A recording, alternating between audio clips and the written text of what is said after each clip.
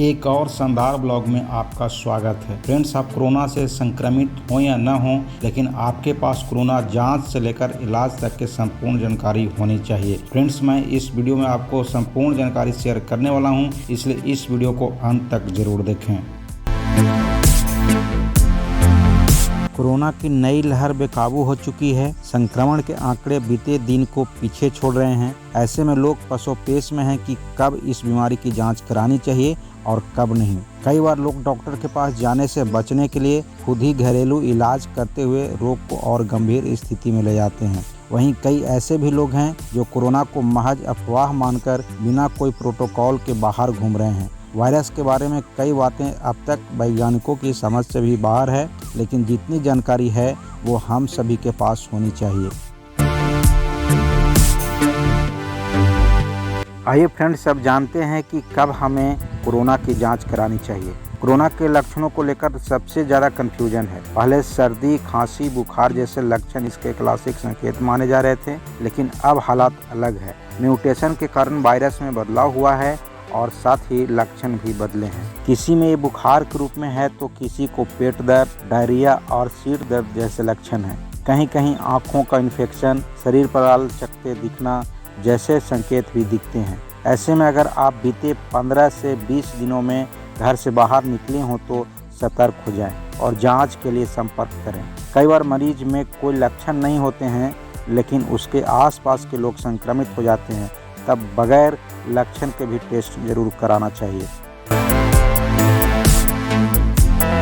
आइए फ्रेंड्स, अब जानते हैं कि कोरोना वायरस के संक्रमण के कौन कौन से स्टेज होते हैं। कोरोना वायरस शरीर में प्रवेश करने के बाद अलग अलग तरीके से असर करते हैं। वायरस शरीर के किसी एक अंग पर भी असर डाल सकता है, या फिर वायरल लोड अगर बढ़ जाए तो खतरा सभी अंगों तक पहुंच जाता है। ऐसे में ध्यान देना जरूरी है कि बीमार होने पर कब हमें हॉस्पिटल जाना चाहिए और कब हमें घर पर रहते हुए आइसोलेट हो जाना चाहिए।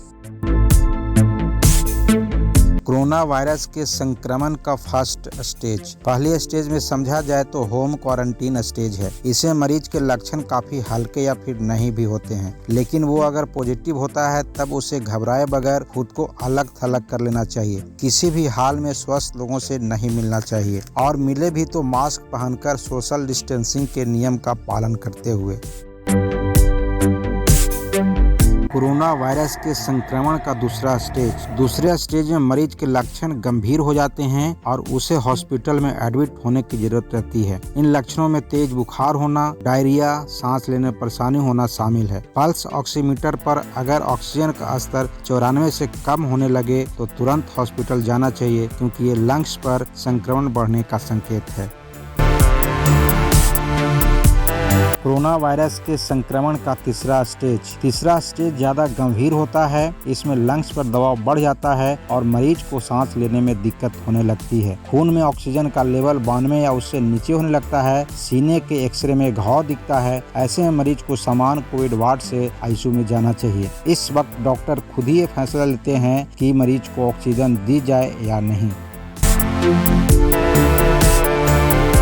कोरोना वायरस के संक्रमण का चौथा सबसे ज्यादा गंभीर स्टेज है, जिसमें मरीज वेंटिलेटर पर रखा जाता है। इसमें फेफड़े काम करना कम कर चुके होते हैं और मदद के लिए उसे वेंटिलेटर दिया जाता है। डॉक्टरों के मुताबिक इसमें केवल समय लिया जाता है ताकि मरीज के शरीर से वायरस कम होने लगे और फेफड़े समान अवस्था में आ सके, लेकिन कई बार हालात बिगड़ जाते हैं और थ्रोम्बोसिस तक बात पहुंच जाती है। इसमें शरीर के किसी अंग विशेष या दिल तक खून पहुंचना बंद हो जाता है और मल्टी ऑर्गन्स फेल हो जाते हैं।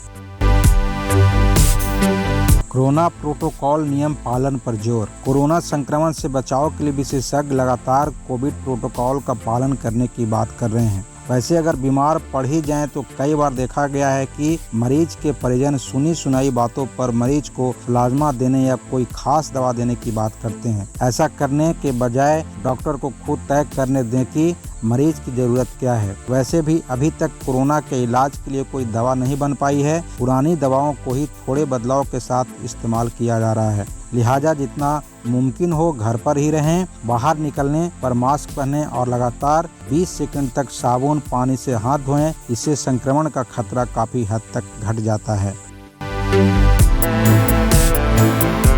आगे बढ़ने से पहले फ्रेंड्स आपसे एक छोटी सी अनुरोध करूंगा कि अभी तक आपने मेरे चैनल को सब्सक्राइब नहीं किया है तो नीचे में रेड कलर से सब्सक्राइब का ऑप्शन दिख रहा होगा, उसको प्रेस कर दें। साथ ही बेल आइकन को दबाना मत भूलिएगा, जिससे मेरी वीडियोस की नोटिफिकेशन मिलेगी आपको सबसे पहले। तो आइए फ्रेंड्स अब जान लेते हैं महत्वपूर्ण बात कि हमें टेस्ट कब कराना चाहिए। फिलहाल जाँच के लिए अस्पताल खुद ही तय करते हैं कि कौन सी जाँच होनी चाहिए। जैसे मरीज अगर संक्रमितों के संपर्क न आने का दावा करे तो उसका रैपिड एंटीजन टेस्ट होता है। इसमें रिपोर्ट जल्दी मिल जाती है। इसका रिजल्ट अगर पॉजिटिव आए तो संक्रमण कंफर्म है, लेकिन नेगेटिव आने और लक्षण महसूस होने पर RT-PCR कराया जाता है। इसकी रिपोर्ट में CT वैल्यू भी लिखी होती है, जिससे वायरल लोड का पता लगता है। अगर ये वैल्यू 24 से कम हो तो ठीक है, लेकिन ये वैल्यू इससे ज़्यादा हो तो मरीज का संक्रमण गंभीर स्तर पर पहुंच सकता है।